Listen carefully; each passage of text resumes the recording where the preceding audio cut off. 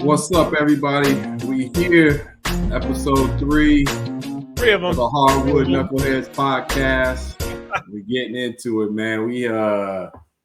What's good, man? We had a hell of a weekend, didn't we? Hell of a weekend. Yeah, that is definitely one way to put it. You know, I'm gonna call my sister out here for a second, because every time I get with her, she tries to convince me that I'm still 25. Right. And then I try to tell her I'm not 25. Right. And then what happens is she just keeps pushing. So I end up being out there moving around like I'm still 25, only to wake up in the morning to realize that I'm not 25 anymore. You're not 25, bro. It's just it's one of those. And neither am I. Sure. Neither am I, man. But it was good. For those of you out there that don't know that you're listening, and again, we appreciate y'all listening. And just keep liking and subscribing. But hit that button, man. And but we were able to get together this past weekend. Garnett came in town to celebrate his sister's introduction into the Hall of Fame at ASU. Shout out to Stephanie Garnett. No, you're out there watching. Yeah, the 2007 women's track team, which won the Pac-10 title, the indoor title, and the outdoor national championship. So that was cool seeing them out on the field, getting to being honored, and amongst some other folks that were honored in the Hall of Fame. So, but luckily for us, we were able to connect and hang out a little bit at the football game, and then get into some stuff afterwards.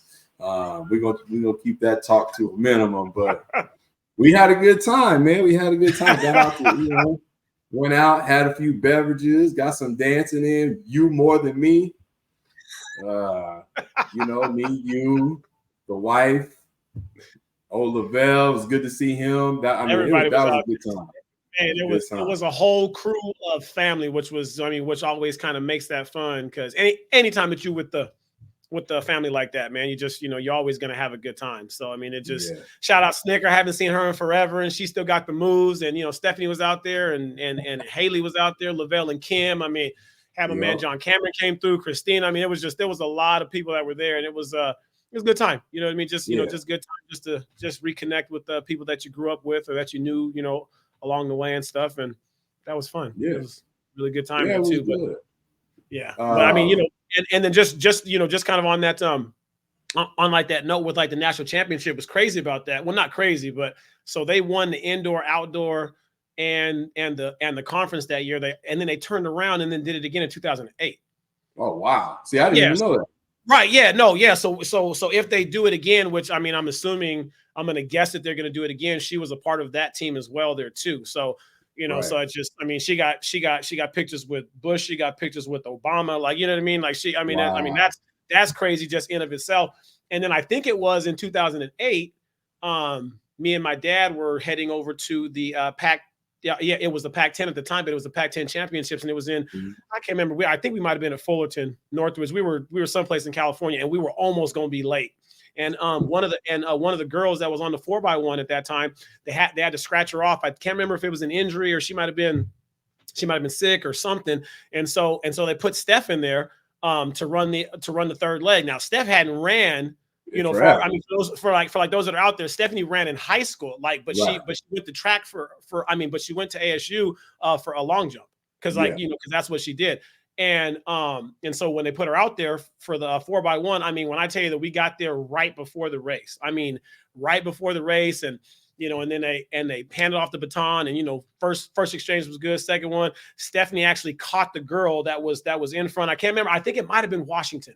I can't remember for sure. I'd have to ask her, but she caught her and then gave it to the anchor. Anchor turned around, and the girls ended up winning the 4x1. And Steph hadn't ran the 4x1 in forever, so that was and that was crazy that we were able to kind of see that.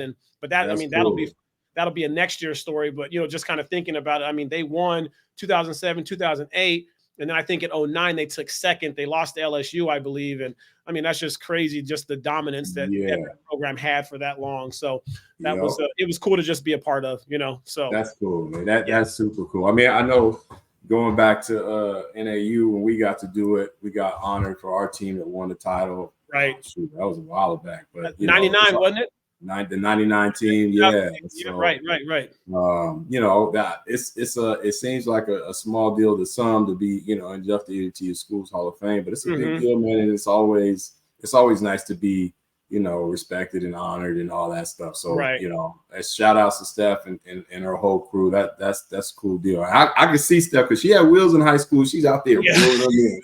Yeah. Come on. I remember on that team, though, that you had, though, on that one, if I remember correctly, because I was a senior in high school at that time, you guys actually beat Northridge in the conference championship game. That's when Ross Land hit that 70 footer. Yeah, just in one hand. He just tossed that thing from one side to the other.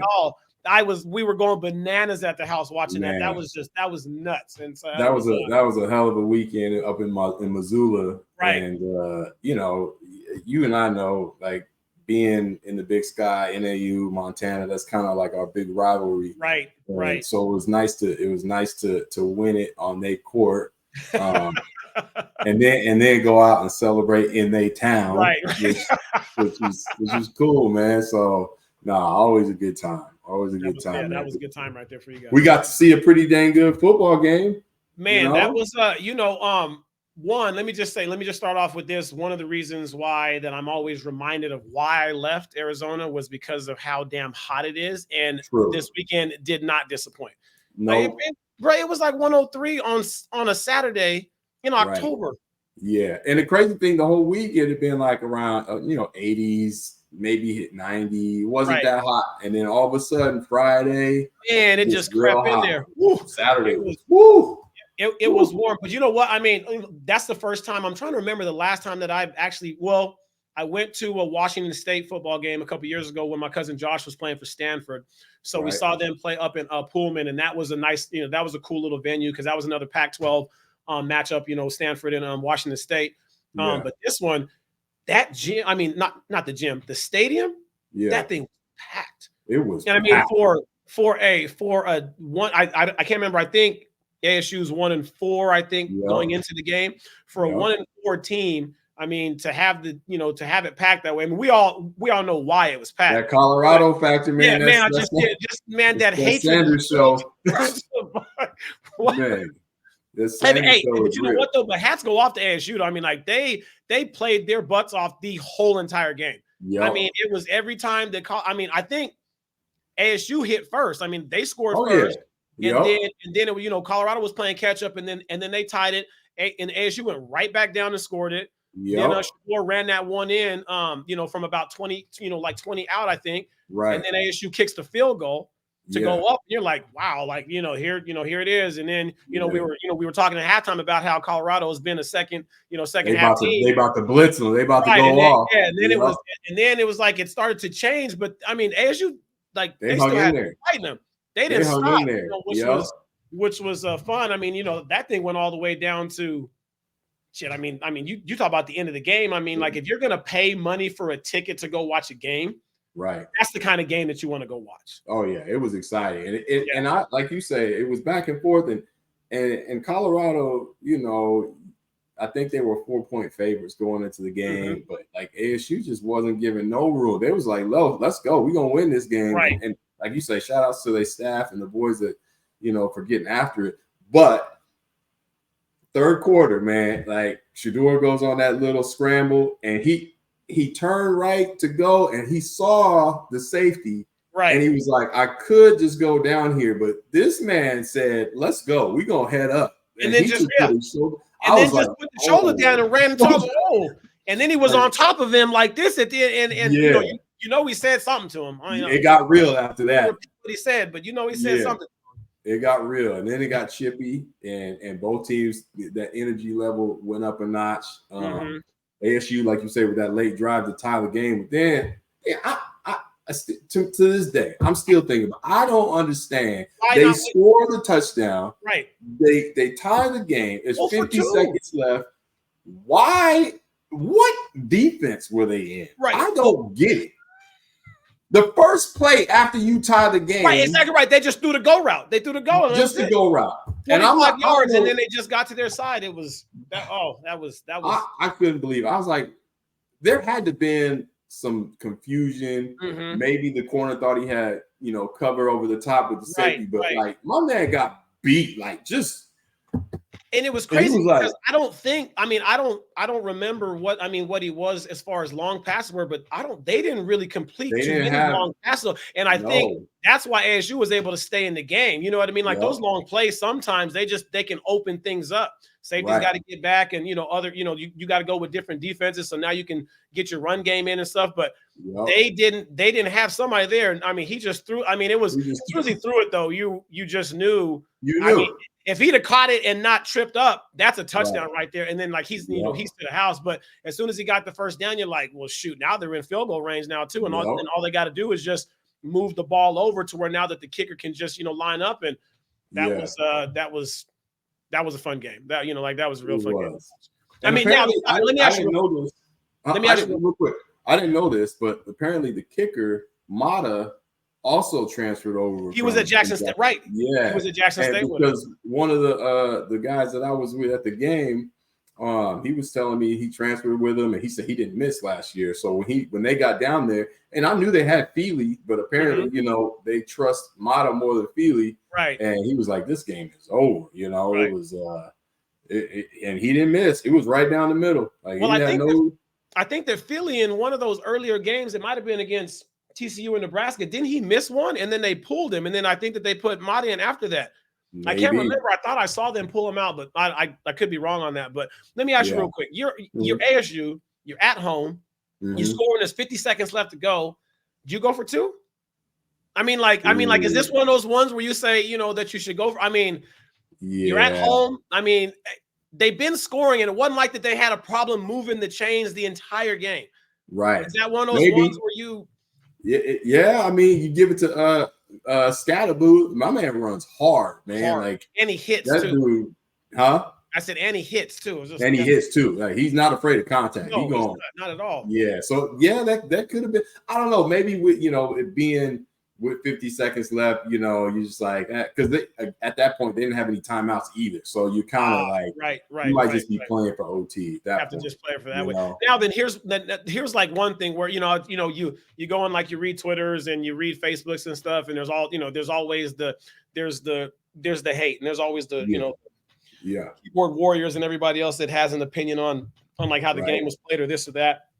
And they're going at Colorado, they're going at Shedeur, they're doing all this stuff, saying, well, like they only beat, 1-5 or 1-4, regardless of how it happened. They won a game on the road in the last 50 seconds. Yep. Like, like you have to start acknowledging that he might be as good as Deion's kind of, advertising on this. You know what I mean? Like he's shown it. I mean, it was in the Colorado State game what were they? I mean, that was like a 95-yard drive that they got, and then they scored that one. And then they get the two, the two overtime touchdowns, and then they end up going for two, and like he makes a throw. Like, there's pressure on you to have to make big plays, and he's been really consistent about it so far. Now, also there too, they got smacked against Oregon. I mean, I thought against USC. Well, I mean, they got smacked, but he started to bring them back there too. You know what I mean? I mean, like, I mean, when you look at it, USC was definitely ahead for a long time, and then their defense didn't come through. But then he started to get them plays. Yeah. Right, he was making plays, and it's just like, I don't know. I just the more I watch him, the more you're just kind of like, you got it. Like, he's that dude. He's that dude. You gotta give him some credit for that. I mean, regardless of whether or not that you want to or not, maybe you don't like Deion because of the way that he is, but it's like, I mean, he at the end of the day, if you can make the play, right, that's all that matters. And in addition to all that, like you said in the beginning, that place was packed, man. And toward the end of that game, I don't know if you noticed, but it almost turned where I started to hear a lot more Colorado fans. Yes, they right. I was like, yo, and we had a ton of them in our section. Section. Yeah, and we had a bunch right around us. It was funny because I took Isaiah. He went with some of his Arizona Gym Rats boys. Shout out to my boy Brandon and Coach Joseph. Appreciate the tickets. But they were sitting around there, and it was the Colorado fans was chirping around, and there was some playful back and forth. But it was noticeable at the end of the game how loud those Colorado fans got. And ASU was getting on them the whole entire game there too. Man. I mean, they were. I mean, from it sounded like, because we got there probably right after that they had scored the first touchdown, but you could hear people talking when you're kind of walking through and trying to find out where our seats were at and stuff. And I mean, everybody. I mean, there, you got a Colorado shirt. I had a Colorado shirt on. I had the same one that I had on the first one. I got my, like my Deion shirt on it. People got something to say when they're ASU fans or whatever. And so that energy was directed towards him at some point. And then right there at the end, he pulled the little, going up, showing him the watch. He went straight goon mode, bro. He was like WWE villain. He went down there after that game. He stood right in front of the student section. He was just trolling people. Guess what time it is? Guess what time it is right here. Guess what time it is. Oh, hey, man, if you could back it up, man, right. And so what I think they got, is it Stanford that they got next week, or this could be another. Stanford, they should win, and then is Hunter back now? I mean, will he be back for the Stanford game? Should be. Okay, so then now all of a sudden, like you get that kind of weapon. I mean, like you saw what he did in that first game, right? And then what he did in that second game as well. There too, so you're like, man, you get a weapon like that. Again, I'm not saying the Oregon game they're still going to get smacked. That USC game, that could, maybe that could go either way on that one just because of him, but who knows? But it'll be fun to have him back and kind of see what kind of magic he brings, not just that, but what kind of attention that he gets. And so that's going to allow one-on-one coverages for some other people in other places, just because now you got to really focus on a guy that can make some big time plays. So absolutely. Yep. And Saturday was an okay day for college football. I know I was watching the Buckeyes play early on. It was pissing me off messing around with Maryland early, but they got it done. That Georgia-Kentucky game I thought would be closer, but Georgia was like, you know what? We tired of y'all talking like we're not really good. Right. We're going to smack it. Kentucky. Oh, my gosh. They was not playing. Did you see the end of the Miami game, though? Did you see bro? You messed that up, though? Like, what are you doing? Why would you take a knee? It's over. Take a knee. It's over. What are you doing? Bro, all I've heard he got hit, he fumbled, and then they threw it. I mean, that was crazy. I mean, that coach. Because what they were 5-0, I think, going into that game. I think Miami was right. I think they were ranked. Were they 4-0? Maybe. I think they were ranked, and I mean, I don't know what I don't know. Somebody's got to get in the coach's head and be like, Coach, whatever you're thinking, I appreciate you want to work on some stuff, but this ain't the time. This ain't the time, right? No, take the knee and let's roll. We can go work on this in practice. Yeah, man, that was bad. That's about as bad as anything I've ever seen. There's been some questionable late game decisions from some of these coaches this year, and I'm just like, but that one, man, he gonna be hearing about that for a minute. Right there. So, but then so we'll get into some other stuff. But I was sitting there during the game. Oh, here you go. And I checked my phone, because playoffs starting, Diamondbacks out in LA. You got the ticker going though. That's nice. Yeah, we're trying to do things. We're trying to grow, bro. You're full of surprises though. I like it though. No, I like Diamondbacks was full of surprises because I looked down at the score. It was 6-0 in the first inning. I'm like, hey, wait a minute. They knocked Kershaw out of the game early, ended up winning. I think it was 11-2. And so I'm gonna tell you, it's story time. Let me have a few minutes. So go ahead. I hate the Dodgers so much. Okay. And I'm a Southern California guy, and I'm gonna tell y'all a story. I grew up in Southern Cal, in Santa Ana, California. I went and I played Little League baseball at Gary Templeton Little League. Shout out to Gary Templeton Little League, Santa Ana, California, born and raised. But I'm playing majors, right? And so I was a Dodger for 4 years, right? And I hated every second of wearing that dang jersey. And we were good. Like, we were legit city all these things I can tell you, but I did not like being a Dodger. And there was 1 year in particular, and I know my mom's going to hear the story. She's going to freak out. Hey, Ma, just let me roll with this. But there was 1 year we had pictures, right? And again, not enjoying being a Dodger outside of the winning, right? I was an Angels guy.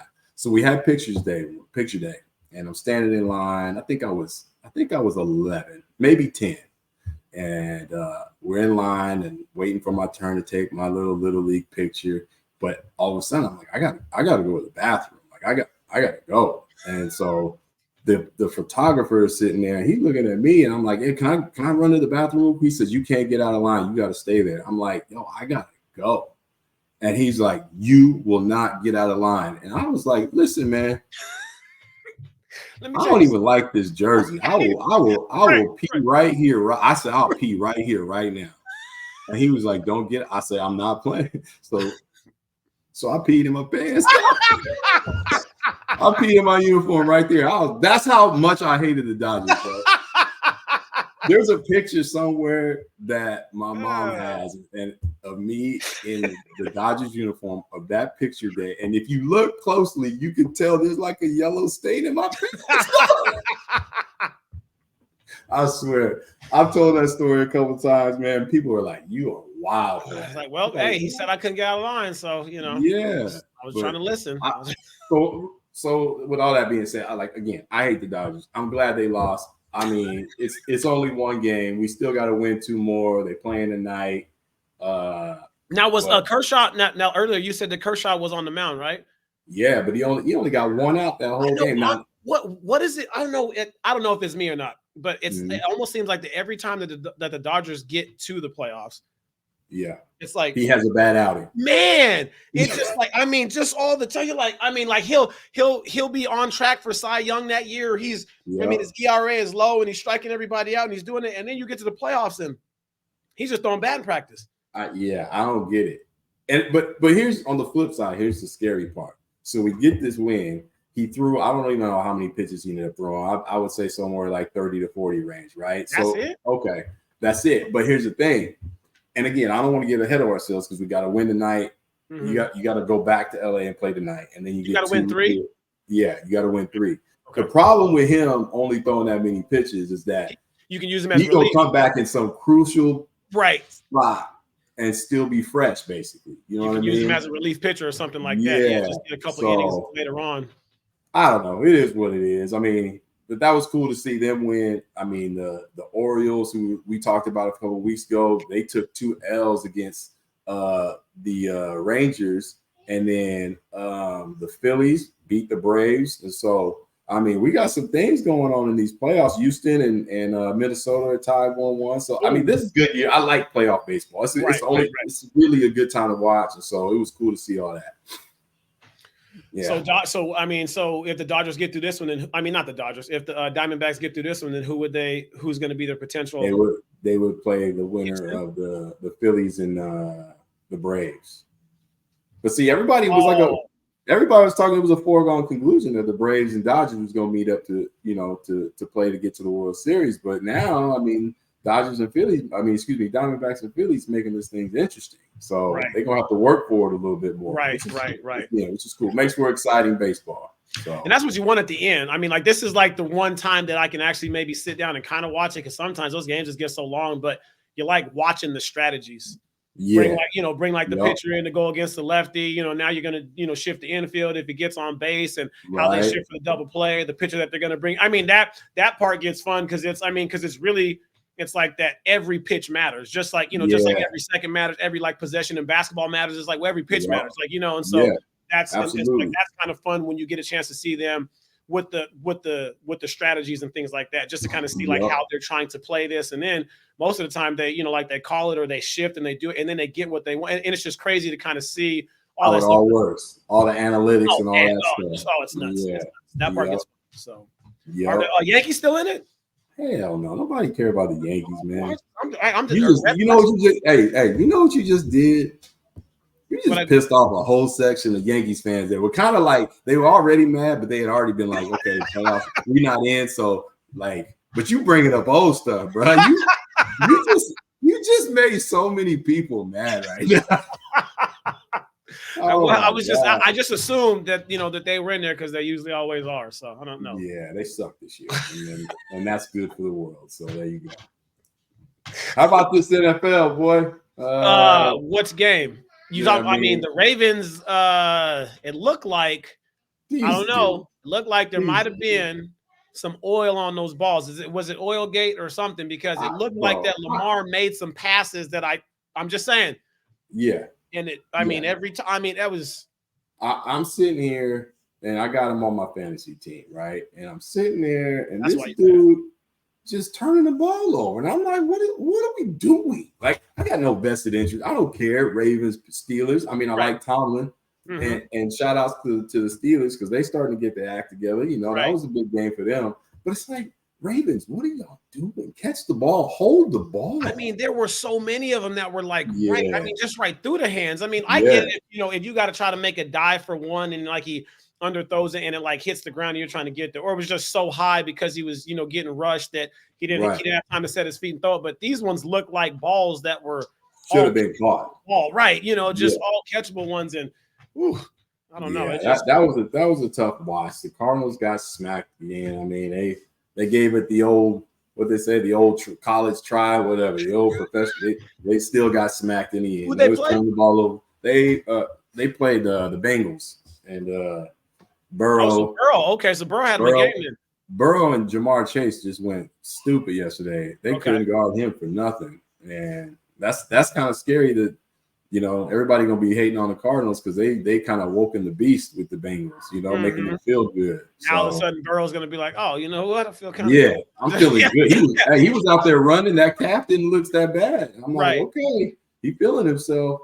So that's one to watch out. But the game of the day. Everybody was waiting for this big old game at the end of Sunday Night Football. You said I was going to make people angry. Now here you go. Go ahead. Well, I'm just 49ers Cowboys. I mean, look, again, I don't have no vested interest. Everybody was waiting for this game. They were like, are the Cowboys going to show up and show they can actually beat a good team? Right. And the 49ers on the flip side, they just been steamrolling people. Are they just going to keep doing it? Well, yes, they did. They smacked the Cowboys, and it was bad. I don't know, man. To me, the 49ers just might be that good. They look that good. They got a whole lot of pieces, and you know, and the quarterback though that they got, you know, Purdy. I mean, he has shown for at least a season and a half, or almost a full season, right? Because he got injured. Was at the end of last season or whatever, so he wasn't able to kind of do that. But I mean, but he's been good like that. So you know, so our boy Lavelle that we were out there with, you know, like this weekend. Shout out Mayberry. I know you're out there listening to us. Yes, he actually coached Brock in high school. Oh yeah, at Perry. Over at Perry. And so, you know, and then it's like before that, Brock was in his Valor program that he runs, you know, for like baseball and like football and stuff and everything. And you know, so I've always known about him. You know, I knew about him early because he'd call me like, hey, this dude right here, he's real, you know, he's special.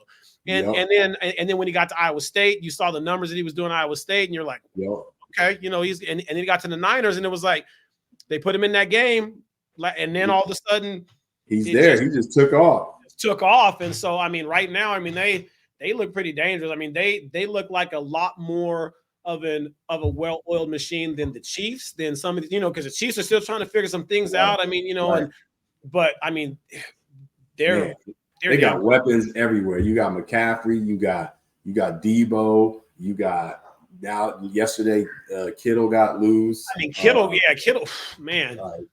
Man, and anytime that you can have a tight end that can get you those check downs on like the third or whatever, that can keep it moving, and so that way that you can kind of you know get to the rest of your offense, that always helps. I mean, it was like when who was that to play with Roma? Was it Witten?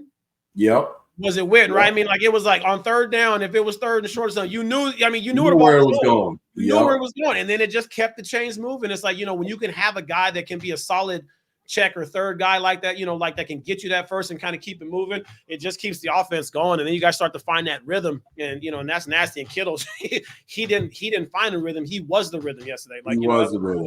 He went after, and they got two of them. They got Kittle, and they got oh god, I'm a butcher his name, Jurich. I think that's his last, but don't quote me on that. I can't pronounce his name. But I mean, they got two good, legit tight ends that know how to run routes. They block. I mean, they just. And then on top of that, the defense, man, that defense ain't no joke. Like, they made Dak uncomfortable all night long. And, you know, again, we're going to hear all these questions about, is Dak that guy? I was just going to ask you that there, too, what you thought about that. I was just going to ask you. You know what? He didn't play very well. He had some turnovers. He was forcing the ball. But, like, again, it goes back. The bigger picture is one, they couldn't really run the ball. And so you get put in positions where they know you passing. What are you going to do? It's going to stuff the box, right. Yeah. And so I don't know. I think he's still got some things to prove. I wouldn't bury him yet.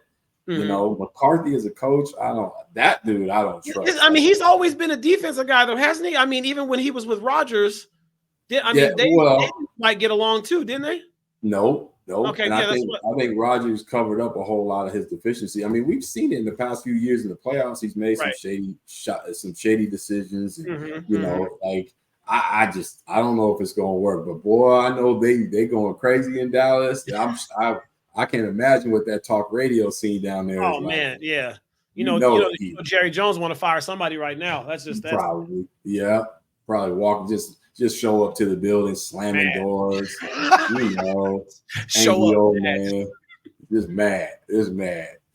Oh man. So that was cool. It was good week in the sports, man. It's gonna be another good week. We got a bunch of things going on.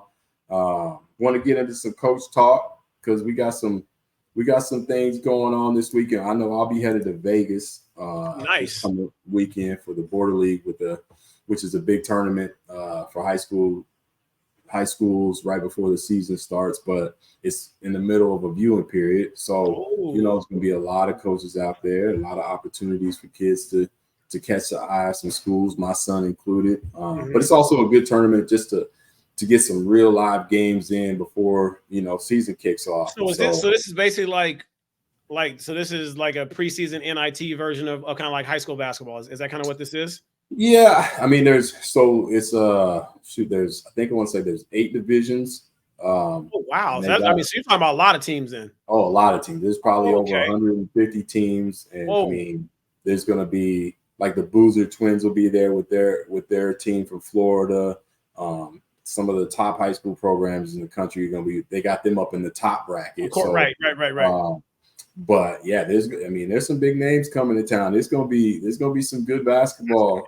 That is a great opportunity for kids, especially early there too. You know what I mean? Just to get out there and then play prior to the season, especially kids that are in that like that junior, senior year when it starts to really get serious. Yeah. And you either have a name out there already or you don't, and you're trying to establish yourself. These are always excellent opportunities for them to just get out there and really provide some value and show that they can compete and be on that stage just like the rest of them. So I wanted to ask you that. I wanted to ask you, like, what as a coach, as a trainer, I know we've had discussions about this, but like for a lot of young kids, you know, in high school, you sophomores, you juniors, even sometimes you seniors, like, to you, what would you think would be some of the biggest things that kids should be focusing on when they have these opportunities to play in front of, you know, college coaches from any level? It could be D1. There's going to be coaches from D1, D2, D3, NAI. So there's a lot of opportunity. But what are the things that you think these guys should be focusing on as players? Well, I mean, that's kind of a loaded question. I mean, there's so many. I mean, you know, we could probably really spend an hour just talking about those, but really, I think the biggest things are the little things, if that makes sense. You know what I mean? Like when you're on the bench, what is your behavior like when you're on the bench? Are you up and are you like talking? Are you trying to be an extension of the coaching staff? Are you getting excited for the guys that are out there?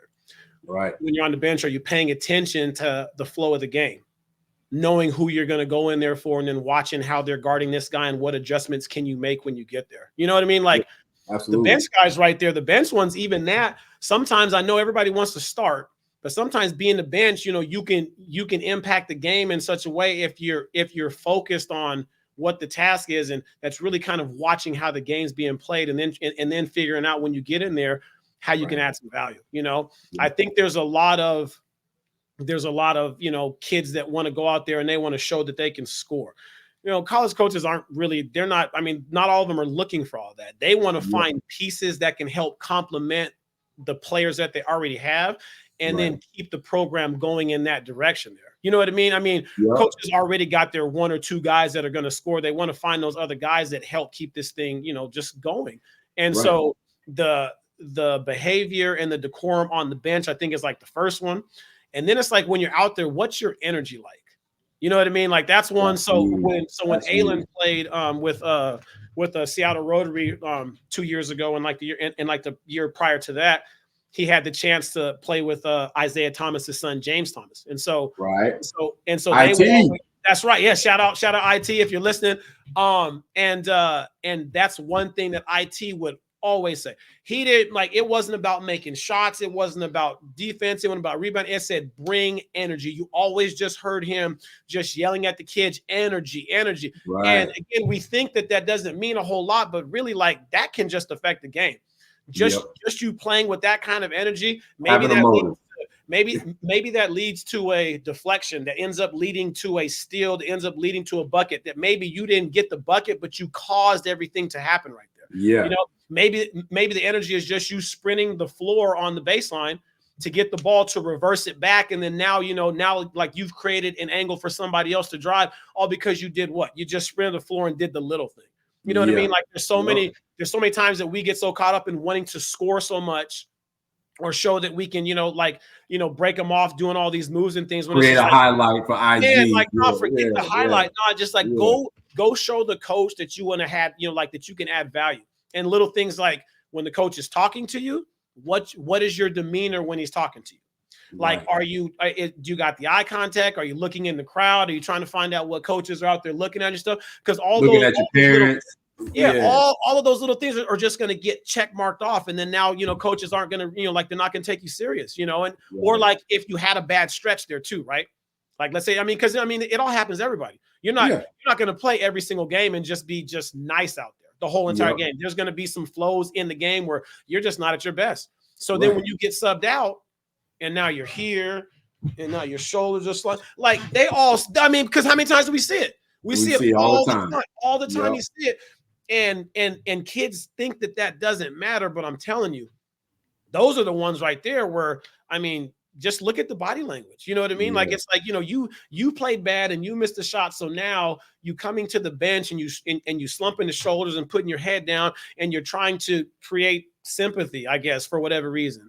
Nobody cares about that. Like, how are you going to bounce back? And what's your response to this little, brief moment or stanza, a couple minutes where like you didn't have your best? What are you going to do the next time that you're out there? Absolutely. You're going to make mistakes, but how do you respond after that? You make the mistake is going to be the thing. So, I know I kind of went into a whole bunch, but it's like, just take care of the little things. Like if you make a shot, great. If you miss it, whatever, but don't be the dude. And I can't tell you how many times I see this, they shoot it, they miss it.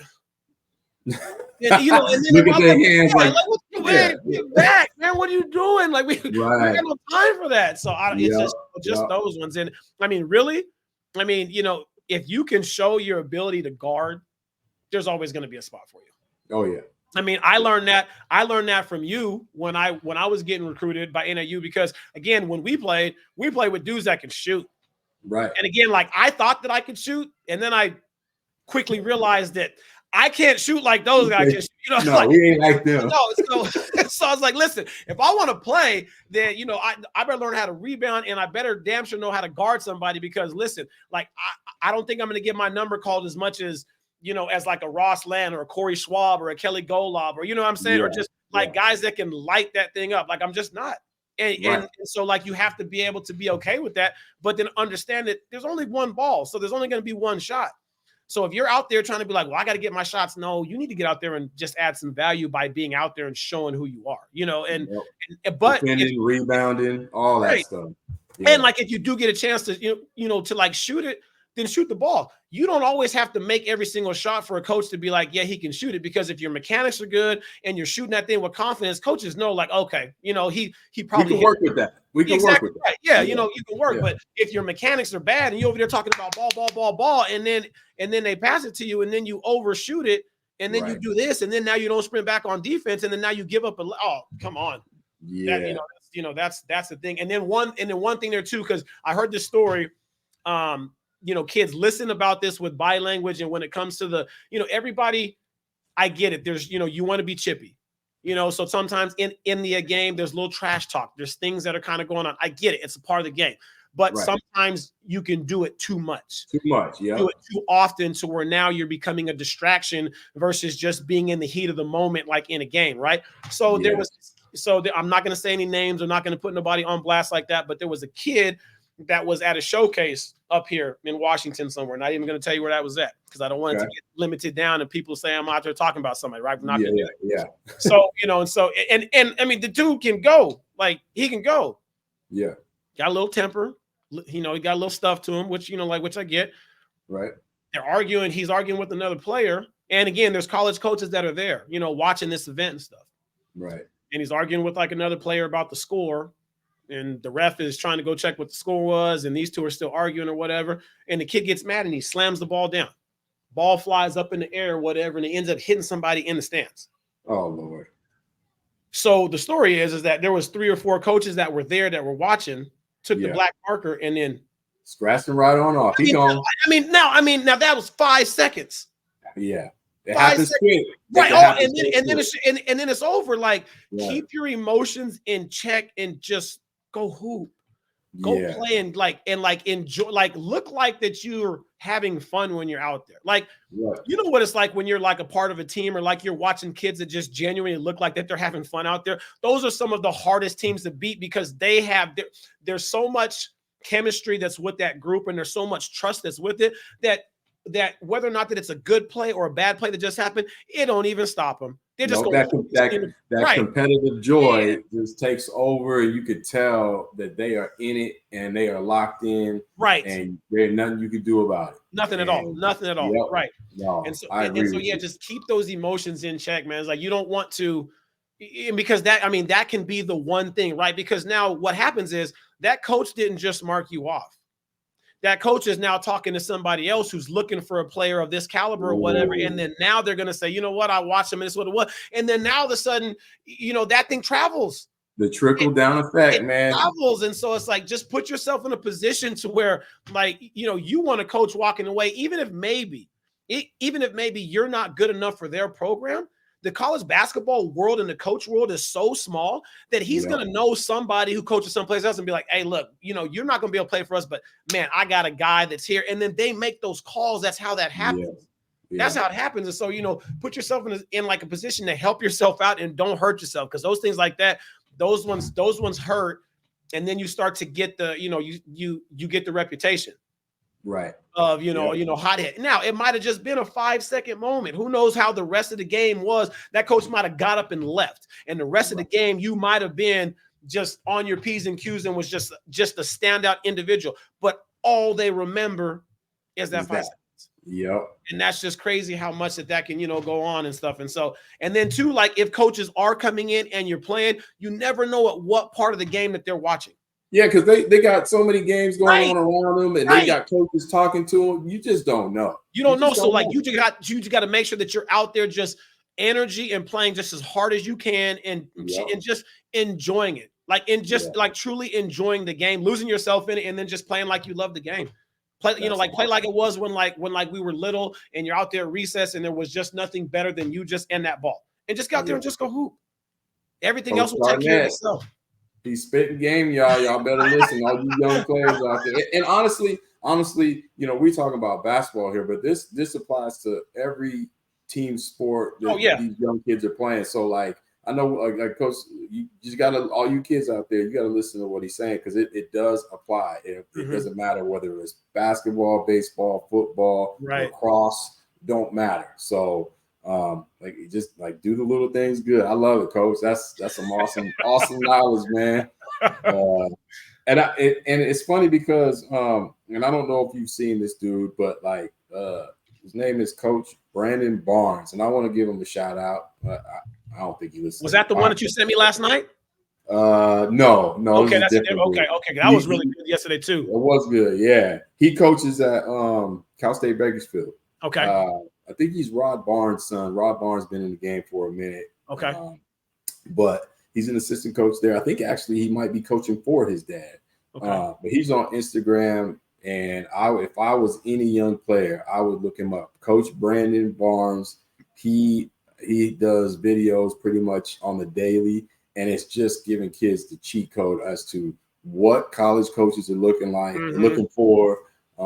Some of the characteristics, some of the little things that you talked about, the details, and it ain't all about scoring points. And so it's cool to get a perspective from somebody who's actually out on the trail recruiting that these kids should listen to. So if you're a young player out there, I'd go to IG and I would follow Coach Barnes, because you said his name was Brandon Barnes. You said Brandon Barnes. Okay, Yeah, no, I'm definitely gonna get on that when we get off this. No, for sure. Absolutely.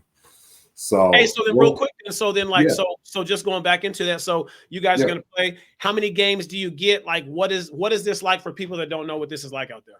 Yeah, so you can go online, and if you look up Border League, you'll get all the details. It's played in various locations out in Vegas, from Bishop Gorman to a lot of the local high schools,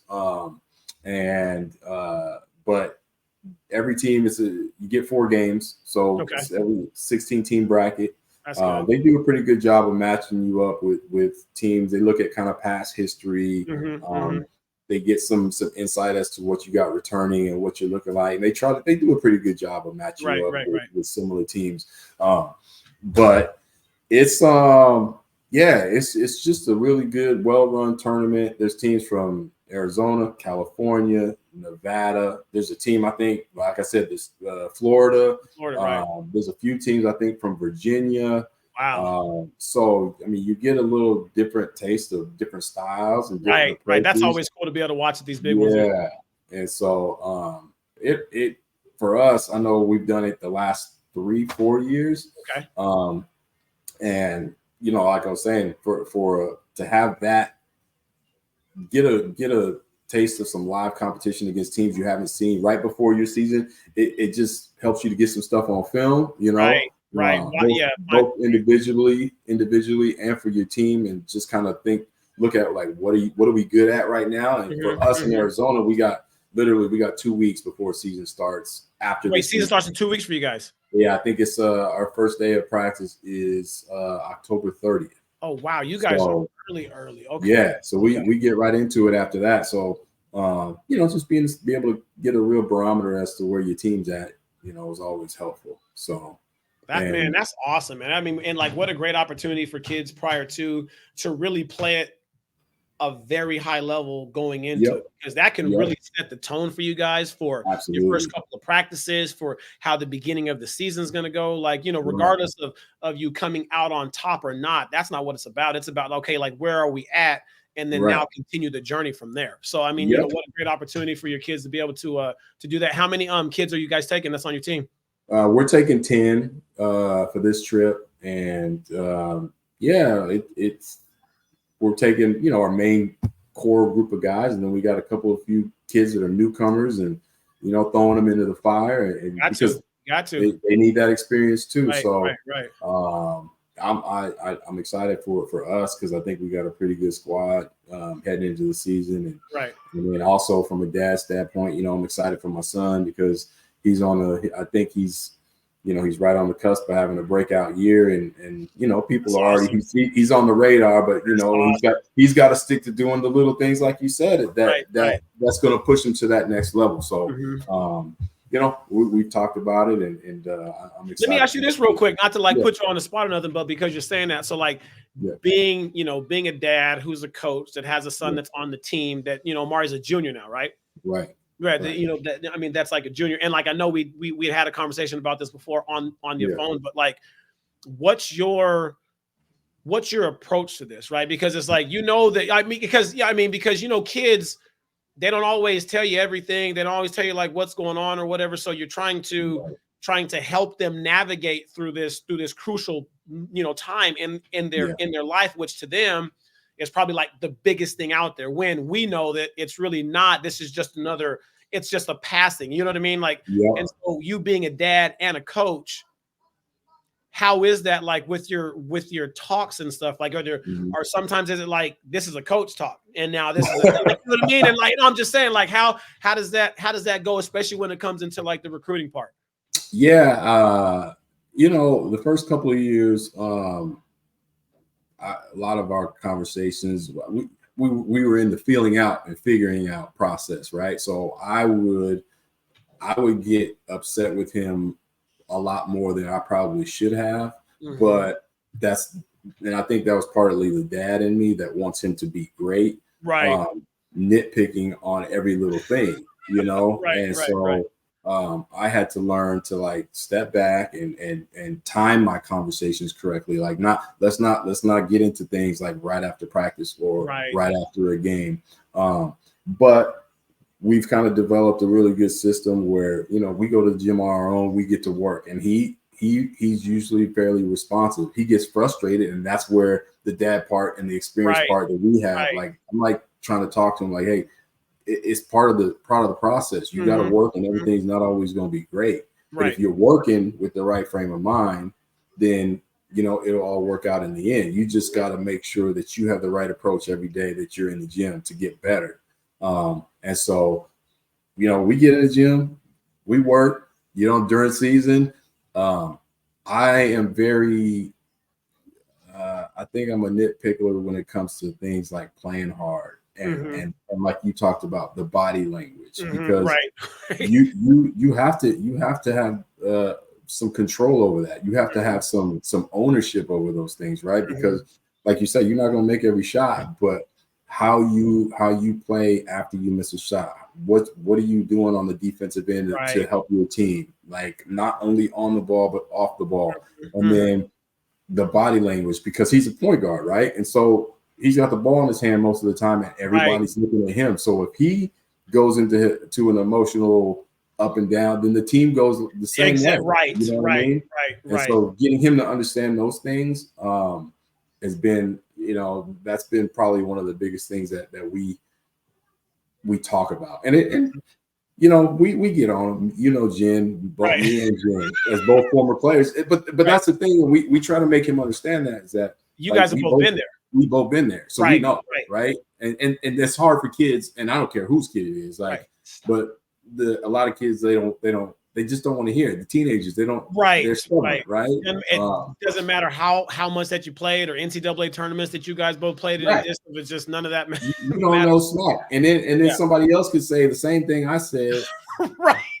And then they were like, "Oh, okay." Like, no, that makes sense, really, because I've been saying this for 10 years now. Right. So, but it's been, you know, again, it's I always try to keep things in perspective, try to stay positive. And there's times when I've had to light him up like this, you know, because I don't, I'll give myself props for this, like, for the most part. I'm a brag. Like, I'm not one of those dads that like sugarcoat stuff. You know what I mean? So, and he knows that. So he gets it pretty, like, if there's something he's not doing, I'm gonna light him up. And it doesn't, but that's the same way it would be for any one of his teammates. Like, if you're not doing your job, I'm gonna let you have it. And we're gonna acknowledge, we're gonna address the situation, and then we're gonna move on. And that there is the biggest thing, is that being able to have that conversation and then move on from it. And then move on. Right. Because a lot of times young kids, they just want to hold on to, I just got my butt chewed. No, once I say what I have to say, we moving on so that we can get better. Exactly, you know? Yeah, we can't keep sitting here and just kind of dwelling on that. That's not going to work. It's not going to do anything. It's not going to work. So, it's been fun, man. It's a crazy ride, man. We got 2 years left, and it goes by so fast. I'm sure you know that with Aylin. I mean, it just goes by so fast. So then, like, with your younger one, so then, like, with Isaiah, like, how much of it? Now, I mean, because, you know, I mean, he's in a pretty cool situation right there too, where, like, you know, he's watching his older brother play for his dad. I mean, and you know, and be able to travel to these places and play and stuff. Does he talk about, like, you know, or like, do you see any kind of any like change in him as far as kind of like how he's starting to maybe approach things, because he's seeing things that his brother is doing and that you're able to kind of coach him with, and so he's able to just absorb more at like a younger age? Yeah, I mean, Isaiah's kind of got a head start on things, because he started a little bit younger than when Amari started. Because Amari did baseball for the longest time. He was killing at that. So Isaiah, I mean, and Isaiah is like his big brother's biggest fan. Like, he's always there, and they, you know, they're brothers, so they talk smack to each other. But like Isaiah he rides for his brother, right? So when Amari has a good game, Isaiah's the first one to be there, to dap him up, all that stuff. And he watches everything. He's always on the sideline, usually trying to sit in the bench. But at the same time, he's his own person, and he is entirely a different person when it comes to basketball than Amari was. I mean, it's funny. He's very laid back, He can be competitive, but he's laid back, and sometimes it drives me crazy. But I'm like, yo, he's 11 years old, so I'm just gonna let it be. Right. You gotta keep reminding yourself that they're too. Yeah. Right.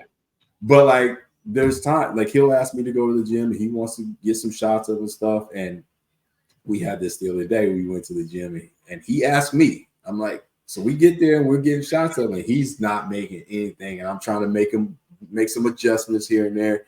And he was salty. I mean, and I'm like, yo, hey, just so you remember, right, just so we're clear. You asked me to come here. Right. I could have been sitting on the couch chilling, you know. Right. And you came to me with it. Right. You were, yeah. So it's you know, I try to let him be. Again, he's young and he's gonna figure it out on his own. But he's got a bright future, man. I mean, he's long. And you know, when he's around his team, again, shout out to the Gym Rats. He's got a good team. He played on a really good team. I got to give shout outs to Legion of Hoops where he was before this. But he's a good teammate, and he'll do anything to help his team. So what he may not do, this is the difference. Like what, and it goes back to what you're saying. Isaiah's the type of player right now at his age is that when he's not making shots, he's going to try to figure out other ways to do something. The little things, right. He'll go tip. He'll try to get rebounds. He'll tip rebounds. Like he's going to try to create extra possessions. Get something active. Right. Yeah, he'll take charges. Like so it's just that's the cool part to see. And it's you know, I say he's ahead of where Amari was at his age, but at the same time, I think in part is because he's had the experience of watching his older brother. You know, Amari gets some of that credit too, and Amari's good with him. Sometimes he can probably snap, but a lot of times he's trying to coach him up and tell him what he needs to work on. So you know, we're a hoop house, man. So you know, between the boys and Jen and I, like, we talk about things, and sometimes those discussions get basketball heated, but then it's just, you know, it's all love. So that's awesome. That's awesome, right there, man. Oh, that's good stuff. Good luck to you guys out there, man. I hope that goes well with you, man. That you got to have a report back for us there later on. I'm excited to hear how that goes. I'll definitely let you know next week how it goes, man. It's exciting. So, well, I got one last story before we close up shop. My mom sent me this story, and I thought I'd make note of it because there's always, you know, cool things going on in the world. I figured I would bring light to this, but there was a story that she sent me about these ladies in Michigan, and you know, I usually don't have nothing good to say about Michigan, but for this, I'm gonna be okay. Ohio State through and through. Yeah, but you know what? I'm gonna be nice. I'm gonna be nice right here. So, 5 ladies they made history as the first all-female crew to officiate a high school football game in the state of Michigan. Wow, that's awesome. That's pretty cool. And I want to give them proper credit, because who knows who's listening. But Karen Jackson, Nicole Randolph, Delonda Little, Randy Henry, and Kamaria Douglas. Okay. And I read the story. There was some really cool pictures. Really, really good community moment for them in Michigan. It's just outside of Detroit, I believe. But it was cool because all the players like knew what was going on and they acknowledged it.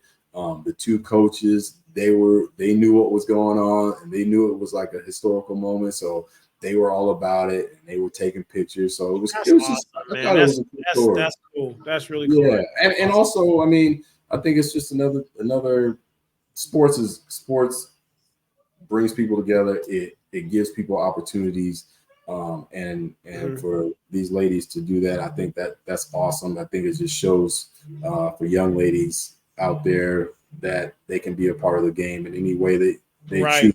I mean, absolutely. They got football.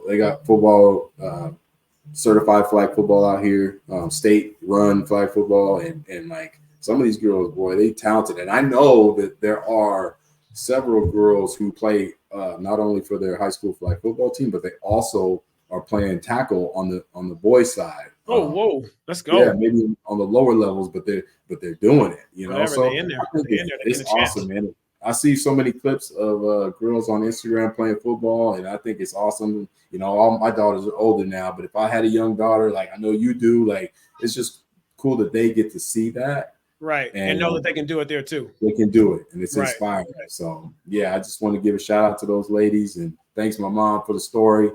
But yeah, with that, I'm gonna let you got any closing thoughts you want to, you know, before we get out of here? You know, hit the subscribe button. I mean, that's, like the first one.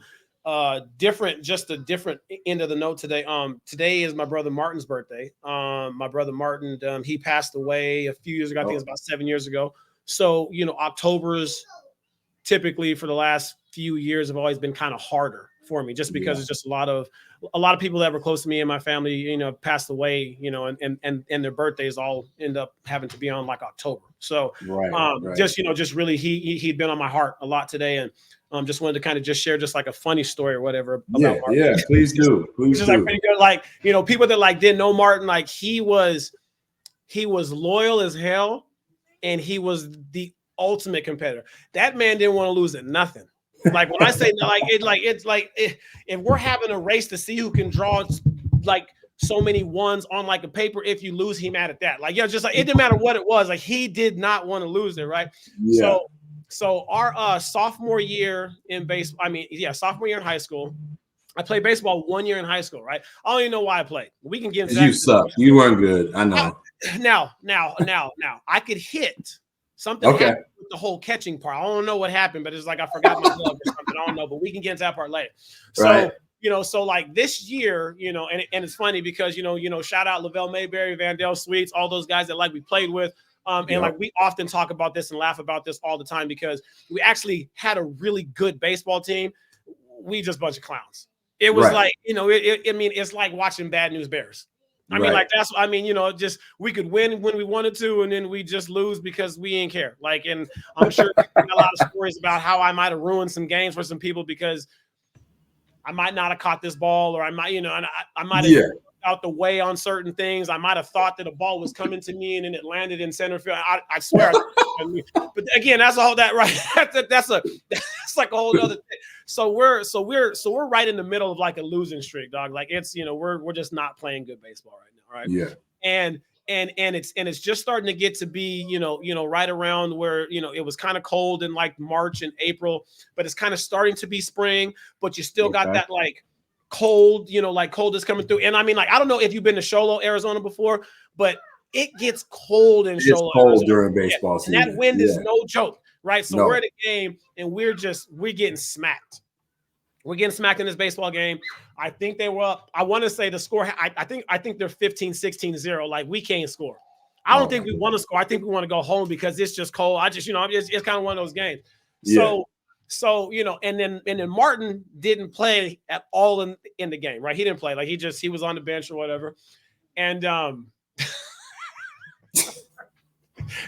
sorry. I just like I can see everything going on, right? So and like so they ended up like this is like the 10-run rule there, right? So and they're gonna end the game in the 5th, which is pretty embarrassing. Like we can't, like we're a high school team, we can't even muster up one run on the board, right? So coach, so Hall of Fame coach in the state of Arizona, Artie Griffith, he tells Martin, because now it's 2 outs, like first guy got up and got out. He struck out or popped out something. Second guy went up there, out, right? So now it's the top of the 5th. And again, if we don't score at least 5 runs and cut this to like 9 or whatever, the game's over. And we knew that wasn't gonna happen, right? We just we knew like the game's over, the game in the bag, like they won it, it's over. So Griffith goes to Martin and so he puts Martin in as a pinch hitter.